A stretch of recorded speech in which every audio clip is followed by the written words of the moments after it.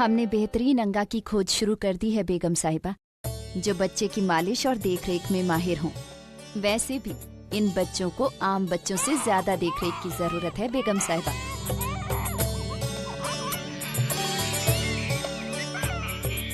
मिशान, हमारा ख्याल है कि 2 बच्चों के लिए एक दाई काफी नहीं होगी, 2 का इंतजाम कराना ज्यादा बेहतर होगा। जोधा, यहाँ आइए। हकीमा साहिबा को बच्चों की जांच करनी है।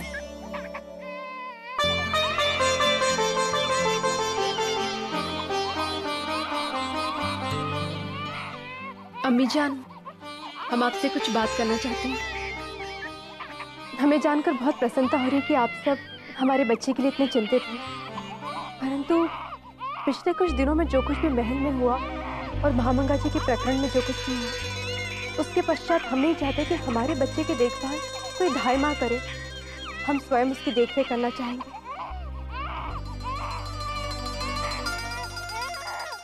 एक माँ अपने संतान की देखभाल नहीं कर पाएगी? शहंशाह, हम अपना पूरा समय अपने संतान को देंगे, धाई माँ से भी अधिक उसकी देखरेख करेंगे। और हमें पूरा विश्वास है ऐसा करने से हमें भी संतुष्टि मिलेगी और हमारा बच्चा भी सुरक्षित रहेगा। हम आपको शिकायत का कोई अवसर नहीं देंगे। हम जोधा की बात से इत्तेफाक रखते हैं जलाल। पूरा एपिसोड देखिए ZEE5 पर। तो हम आपको ये मौका कभी नहीं देंगे, क्योंकि हम नहीं चाहते कि हमारे बच्चे पर आपका कोई भी हक हो, कि वो आपको किसी भी सूरत में अपनी माँ माने। यहाँ तक कि धाई माँ भी नहीं। फूफी जान, एक बेहतरीन धाई माँ के इंतजामात किए जाएं और साथ ही साथ हर 6 महीने में धाई माँ बदली जाए, ताकि हमारे बच्चे का किसी और औरत से लगाव ना रहे। ठीक है रुकैया, सब्र रखिए। आज शाम तक एक बेहतरीन धाई का इंतजाम हो जाएगा। शुक्रिया, इजाजत दीजिए।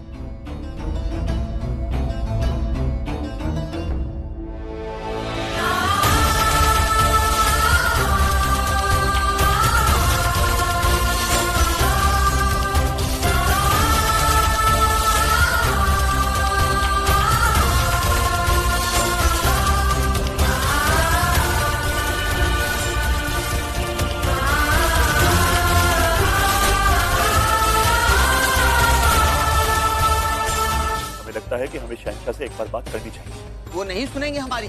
वो नहीं सुनेंगे तो क्या हम देखते रहेंगे? गलत बात की मुखालफत करनी चाहिए हमें।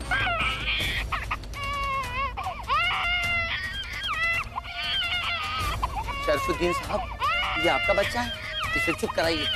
इसकी माँ को आवाज दीजिए और उससे कहिए कि बच्चे को चुप कराएं। मौलवी साहब, वो सिर्फ शरीफ साहब की बेगम ही नहीं, शहंशाह की बहन भी है। किसी की क्या मजाल जो उन्हें यहाँ पे बुला के काम सौंपे। फिर कहीं और चल के बात करते हैं। महल की सबसे महफूज जगह यही है। तो जाकर चुप कराओ ना उसे। तो उसकी आवाज सुनकर कोई चला आया और हमारी बात सुन ली तो खतरा हो जाएगा। जाओ।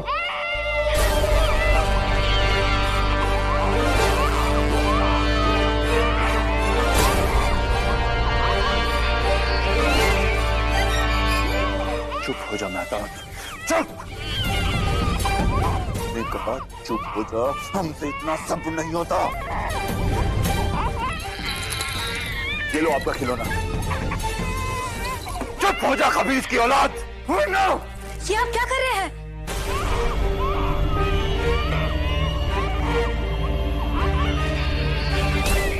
पहले ये बताइए, कहाँ थी आप? कब से रो रही है ये? बच्ची सो रही थी तो हमने सोचा कि हम बाकी के काम निपटा लेते। सो नहीं, रो रही थी। इतने बेसब्र क्यों हो रहे हैं आप? बच्ची है, भूख लग रही होगी, इसलिए रो रही होगी। तो चुप कराओ अपनी औलाद को।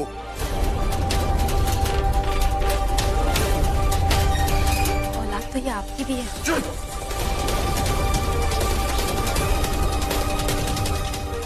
से ज़बान लड़ाती है। एक बात का ख्याल रखना, अगर ये रोती है तो तुम्हारा काम है इसे चुप कराना। अगर ये बच्ची जरा से भी रोई तो हम अब अगली बार इसकी आवाज नहीं आनी चाहिए, वरना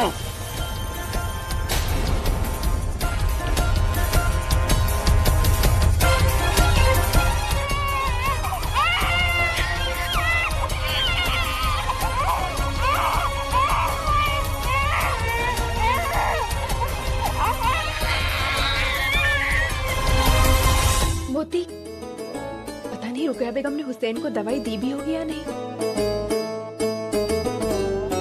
होशियार कहाँ है? होशियार! जी हुजूर। ये दवाई लो। रुकैया बेगम को कहना कि हमने दी है हुसैन के लिए। प्रणाम शहंशाह।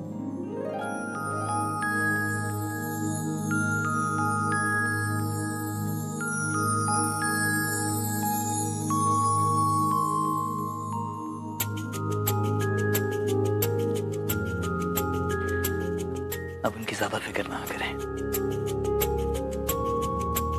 रुकैया बेगम उनका मुकम्मल ख्याल रखेंगी। हम जानते हैं शहंशाह, परंतु फिर भी क्या करें, मन नहीं मानता है।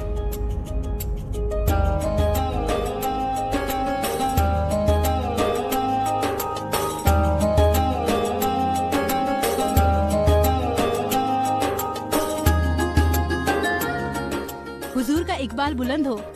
लाहौर से मिर्जा कासिम और उनकी बेगम जीनत साहिबा तशरीफ लाई हैं। आपसे मुलाकात की मुंतजिर हैं। ये तो बड़ी खुशी की बात है। जाओ उनके शाही इस्तकबाल करो और मान सिंह से कहना कि उन्हें इज्जत और एहतराम के साथ मेहमान खाने में लेकर आए। बहुत कम देखने को मिलती है। हम अपने भतीजों के लिए कुछ तोहफे लाए हैं।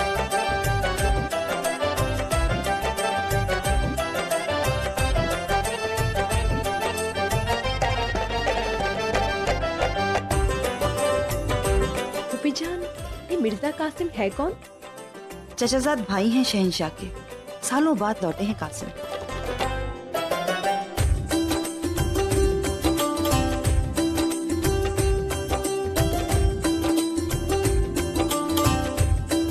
मुबारक हो जोधा बेगम। बहुत बहुत शुक्रिया। राजवंशी धीरे धीरे उर्दू और मुगल तहजीब सीख रहे हैं।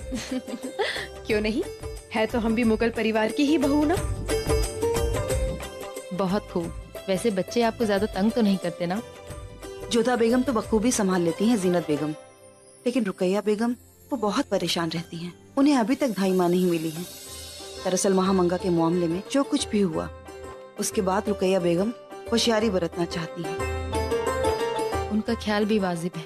आखिर दाई माँ तो कोई अपनी खासी होनी चाहिए ना, जिसपे हम खुद से ज्यादा भरोसा कर सके। बस मोहब्बत बनी रहे और हमें कुछ नहीं चाहिए। हुसैन रो रहा है, हम इसे सुला दें। जाओ जाओ जाओ जाओ। भाभी जी, हम अभी जाकर शहंशाह को बता देते हैं कि आप हुसैन की दाइमा बनने को तैयार हैं। ठीक है मेरा जान, हम अभी आते हैं। और चलिए चांद दिखाएंगे आपको। तो देखिए चांद, अब बताओ चांद खूबसूरत है या आप? नहीं पता, हम बताते हैं, वो आप। लेकिन आपको तो पता ही है ना कि चांद पे भी ग्रहण लगता है।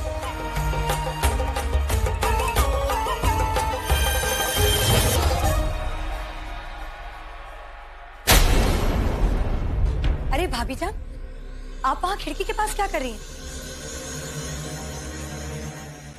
शायद इसे गर्मी लग रही थी, इसलिए सो नहीं पा रहा था।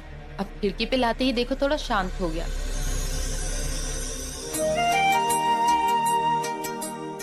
देखिए बाहर की ठंडी हवा से सो भी गया। सच कितने सुकून से सो रहा है हमारा हुसैन। लाइए इसे हमें दे दीजिए।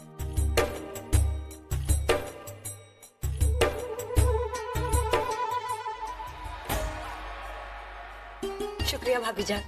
अब आप जाइए और आराम कीजिए।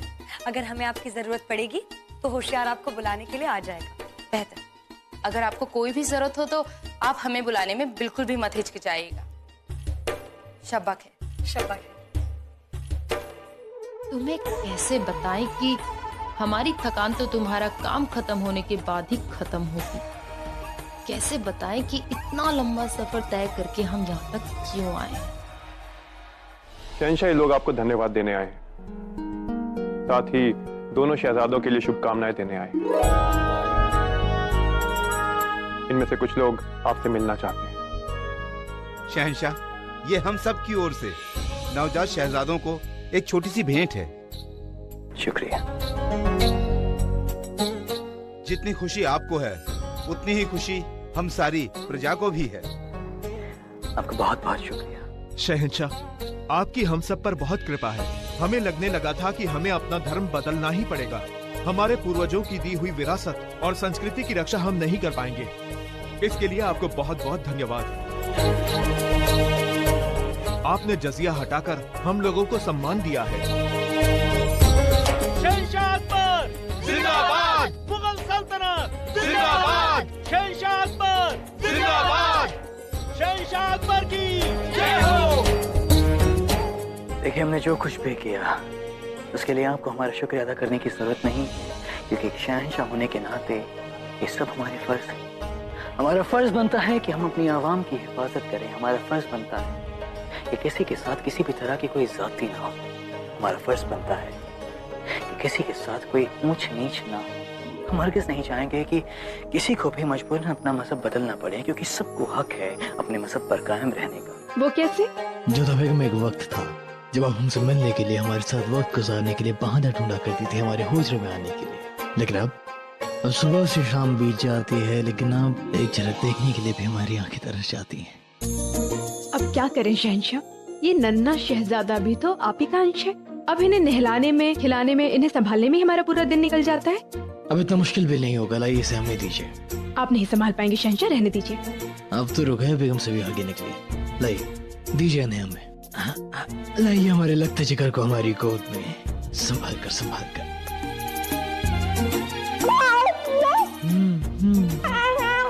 जोधा बेगम, जब भी हम इन्हें हमारी गोद में लेते हैं तो ऐसा महसूस करते हैं जैसे एक दिन बड़े होकर ये बहुत ही बड़े शहंशाह बनेंगे। हाँ, सो तो है। अभी से इनके नखरे शहंशाह वाले हैं। हम नखरे होंगे भी, ये हमारी औलाद जो है।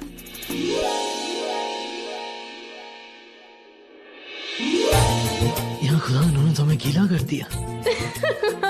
अरे कमाल है, आप हंस रही हैं। शहंशाह, हम इस बात पर हंस रहे हैं कि अभी भी आपने बोला ना कि बिल्कुल आप पर गए हैं, तो क्या आप भी बचपन में?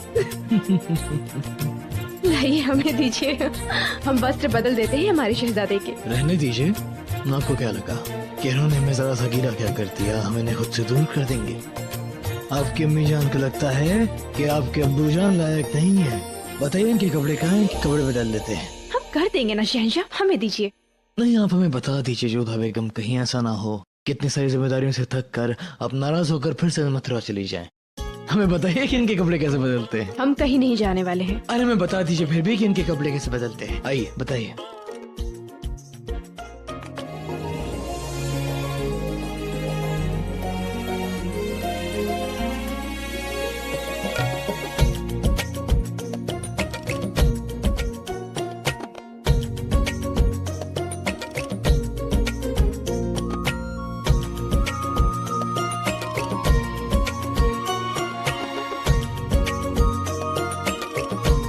ये लीजिए, हो गया। अब ये सब कैसे जानती हैं जोधा बेगम? हमारी भाभी सास से हमने सीखा था। जब बच्चा दूध पी लेता है तो उसके पेट से हवा निकालने के लिए इसी तरह 5 बार उसे थपथपी देनी पड़ती है और फिर बाई ओर लेटा देना चाहिए। इसे वाम कुक्षी कहते हैं। या अल्लाह, एक दिन में कितना कुछ सीख लिया हमने। अब क्या क्या कहा था आपने? वाम कुक्षी इसका मतलब होता है बाई ओर करवट लेकर सोना। चलिए हम अपने कपड़े बदल कर आते हैं। वाम कुक्षी बड़ा ही अजीब सा नाम है। इजाजत दीजिए।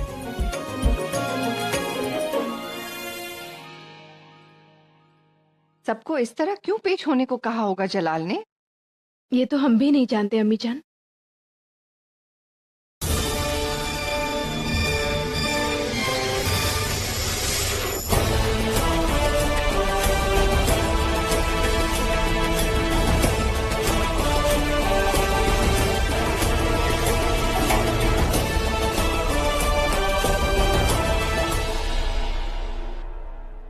आप सब लोग सोच रहे होंगे कि आज हमने आप सबको यहाँ क्यों बुलाया है। सोच रहे होंगे कि शायद कोई ऐलान करना है हमें, शायद कोई जरूरी बात है, शायद हमें कोई मशवरा लेना है या फिर कोई मुश्किल आ गई है। लेकिन दरअसल हुआ यूं कि आज जिस तरह से हमारी आवाम ने हमारा शुक्रिया अदा किया, वो बात हमारे दिल को छू गई और हम उस खुशी खुशी को आप सबके साथ बांटना चाहते हैं। हम वालिद बने हैं, सल्तनत को उसका वलीहाद मिला है, तो हमारी समझ में वो वक्त आ गया है कि हम अपने वारिसों को अपनी आवाम से रूबरू कराएं।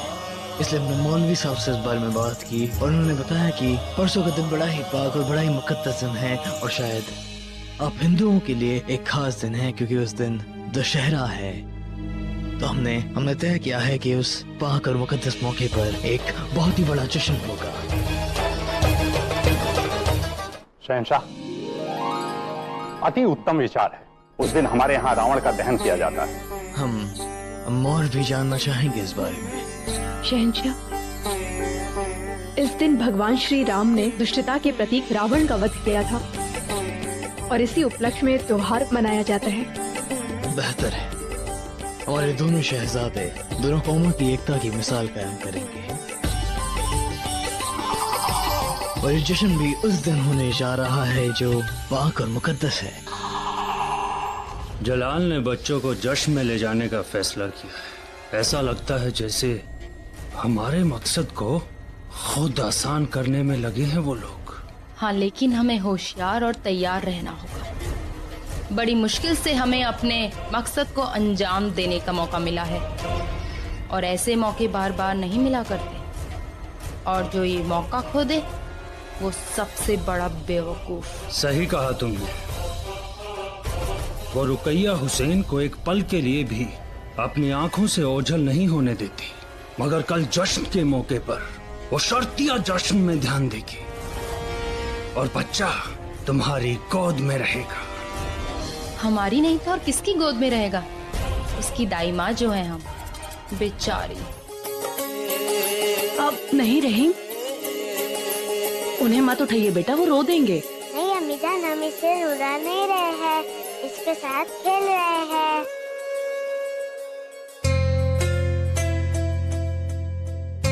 ये शहंशाह वाला खिलौना है। ये हसन लोगे शहंशाह वाला खिलौना। छोटी अम्मी जान, आपने हुसैन को रुकैया अम्मी जान के पास क्यों भेज दिया? वो भी यहाँ होता तो कितना मजा आता था। रुकैया अम्मी जान तो उनके साथ खेलने भी नहीं देती, पास भी नहीं आने देती, ना छूने देती है। अभी शायद सो जाएगा। भूल कर भी इसे छूना मत, जाओ यहाँ से। सो जाओ। देखो अम्मी जान को नींद आ रही है, अब आप भी सो जाओ। ऐसी बात नहीं है रहीम, वो रुकैया बेगम हुसैन को लेकर बहुत चिंतित रहती है ना, इसलिए आपको पास नहीं जाने देती हैं। हमें समझ में नहीं आता कि रुकैया बेगम हुसैन को कैसे संभाल रही होंगी। हमने पेशकश भी की थी उन्हें संभालने की, मगर उन्होंने मना कर दिया। अब चिंता मत कीजिए सलीमा बेगम, रुकैया बेगम बहुत समझदार हैं, वो हुसैन का ख्याल बहुत अच्छे से ही रख रही होंगी। मलका आज़म आप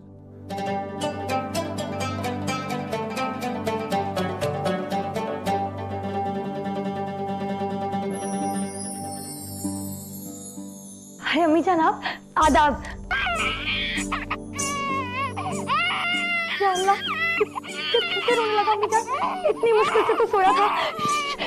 नहीं अच्छे बच्चे हैं। कोई बात नहीं रुकैया, हम संभाल लेते हैं।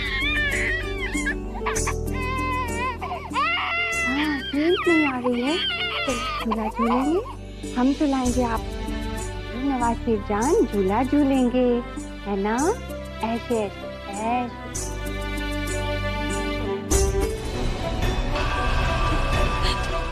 जलाल, ये देखिए ना। क्या हुआ इसे?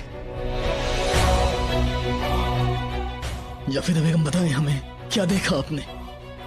वो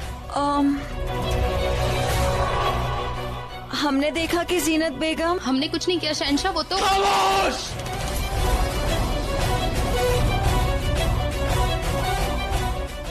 आपको अपनी सफाई देने का मौका दिया जाएगा। फिलहाल आप हमें बताएं कि क्या हुआ है। हमने देखा कि जीनत बेगम शहजादे को झरोके की तरफ ले जा रही थी और फिर उन्होंने अचानक से उसके मुंह में कुछ डाल दिया। जिसके बाद एकदम शहजादे हुसैन बेहरकत हो गया। या खुदा, जलाल कहीं कहीं से हीरा तो नहीं चटा दिया गया है। ये देखिए ना, हुसैन कोई हरकत नहीं कर रहा है, ये रो भी नहीं रहा है। देखिए ना इसे क्या हो गया है। हुसैन मेरी जान, ये देखो अम्मी जान, अब्बा जान भी है यहाँ पर। उठो। क्या किया है तुमने हमारे बच्चे के साथ, बताओ। मैं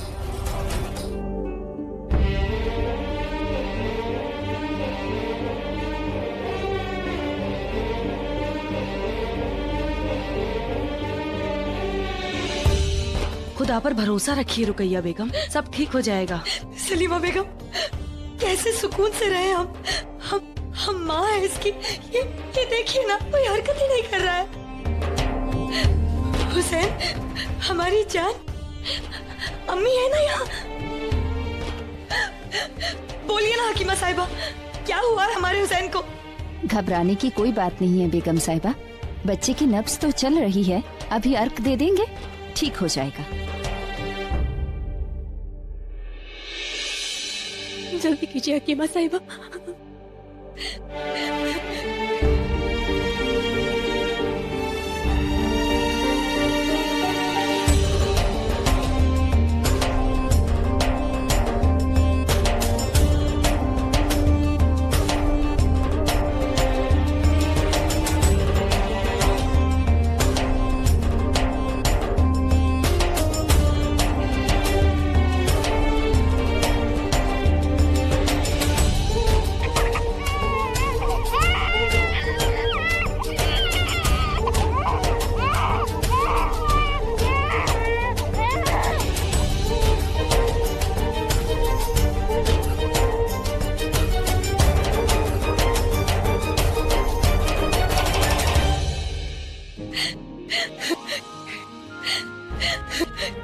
या अल्लाह, तेरा लाख लाख शुक्रिया।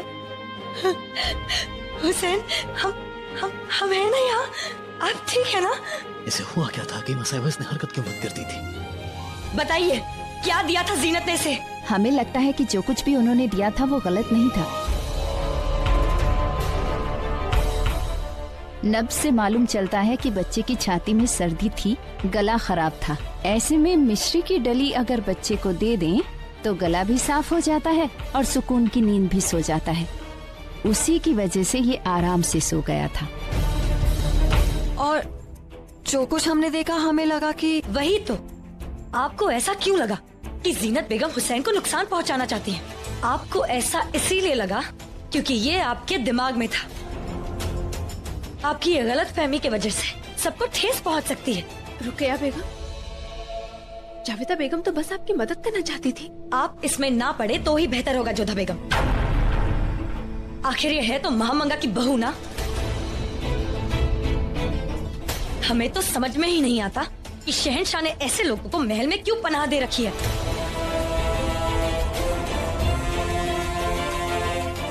खैर जोधा बेगम, रात बहुत हो चुकी है, हमें लगता है कि आपको हसन के पास जाना चाहिए। जी।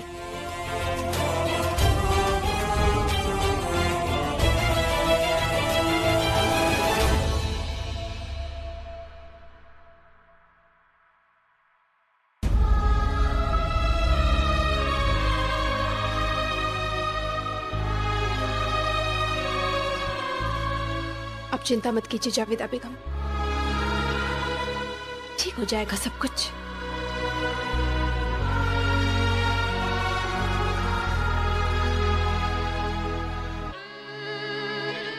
अम्मी जान।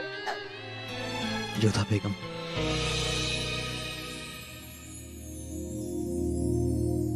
आप कब आए शहंशाह? हमें पता ही नहीं चला। क्योंकि आप खोई हुई थी। बताइए हमें, ऐसी क्या बात है जिसने आपको परेशान किया हुआ है? नहीं, ऐसा कुछ नहीं है, हम तो बस हसन को सुला रहे हैं। जोधा बेगम, हसन कब के सो चुके हैं। खुदा के लिए हमें बता दीजिए, ऐसी क्या बात है जिससे आप परेशान हैं? आज जो कुछ भी हुआ उसके पश्चात हम हुसैन को लेकर बहुत चिंतित हो गए हैं। बार बार हमारे मन में प्रश्न उठ रहा है कि हुसैन को भी वो सब मिल पा रहा है या नहीं जो हसन को मिल रहा है। कहीं वो इन चीजों से वंचित तो नहीं हो गया है जो केवल एक माँ के सामिप्य से उसे मिल सकती है। युद्ध बेगम, आपको याद है जब आपने हमें वामकुक्षी के मायने समझाए थे? जी, और हम जानते हैं कि आपने वो सब हुसैन के साथ किया होगा। तो फिर ये एक वादा है एक वालिद का आपसे कि हमारे दोनों बच्चों की परवरिश में कोई कमी नहीं होगी। जोधा बेगम, जो भी आप हसन के लिए करेंगी वो सब हुसैन को भी मिलेगा।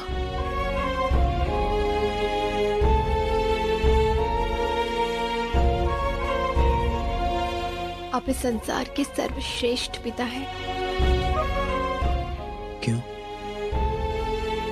क्या हम अच्छे शौहर नहीं हैं? उसे सिद्ध करने की आवश्यकता नहीं है। आपको क्या लगता है राणा साहब, अकबर ने अपना दूत क्यों भेजा होगा? क्या संदेश लाया होगा टोडरमल? धीरज रखें जयमल। पधारिए टोडरमल साहब, पधारिए। मेवाड़ के रणबांकुरों को टोडरमल का प्रणाम। कहिए, अपने बादशाह का क्या संदेशा लेकर आए हैं आप? जी राणा साहब, राणा उदय सिंह साहब टोडरमल साहब को आपके पास भेज रहे हैं। दरअसल बात यह है कि हमें खबर मिली है कि आपकी सरपरस्ती में हमारे कुछ दुश्मन और बागियों ने पनाह ले रखी है। आप भी हुक्मरान हैं और हमारी तरह इस मामले की संजीदगी को समझ सकते हैं, इसलिए हम आपसे तारुफ करना चाहते हैं ताकि किसी किस्म की गलतफहमियां जंग की वजह ना बन जाए। हम जानते हैं कि आप दरिया दिल हैं और मदद मांगने के लिए आने वालों को खाली हाथ नहीं लौटाते, लेकिन वो हमारे बागी हैं और आपका उनको पनाह देना हमारे रिश्तों में और भी कड़वाहट लाएगा। उम्मीद है आपका जवाब हमें नाउम्मीद नहीं करेगा। जलालुद्दीन मोहम्मद अकबर। लगता है मुगल बादशाह के पास अच्छे सलाहकार कम है। होते तो ऐसा कदाचित संदेश नहीं आता। ये पत्र मित्रता का आवाहन नहीं, युद्ध की घोषणा है। कुंवर प्रताप एकदम ठीक कह रहे हैं टोडरमल साहब। अपने शहंशाह से जाकर कहो कि इतिहास उठाकर देखें। हम राजवंशियों ने सदैव अपने शरणार्थी की रक्षा के लिए अपने प्राण तक गंवाए हैं। राव हमीर इसका जीता जागता उदाहरण है। तो फिर राणा साहब, शहंशाह को क्या उत्तर देना है? अपने शहंशाह को उत्तर दो कि पहले से ही हमारे संबंधों में बहुत कड़वाहट है, और ये कड़वाहट अगर बढ़ भी जाए तो क्या अंतर है, हम उनसे नहीं मिलना चाहते। राणा साहब, नीति कहती है कि आपको उनसे मिलना चाहिए।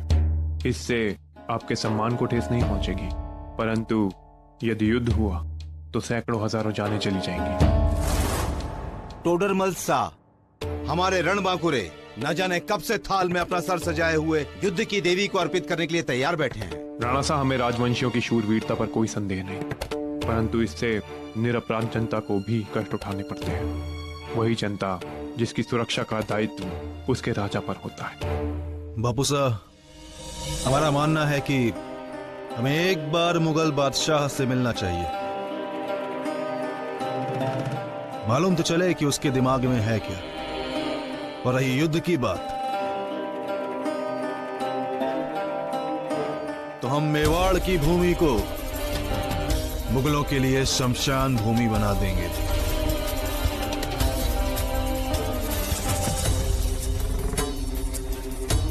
ठीक है टोडरमल जी, अपने शहंशाह से जाकर कहो हम उनकी भेंट की इच्छा पूरी करेंगे। जी राणा साहब, आज्ञा चाहेंगे।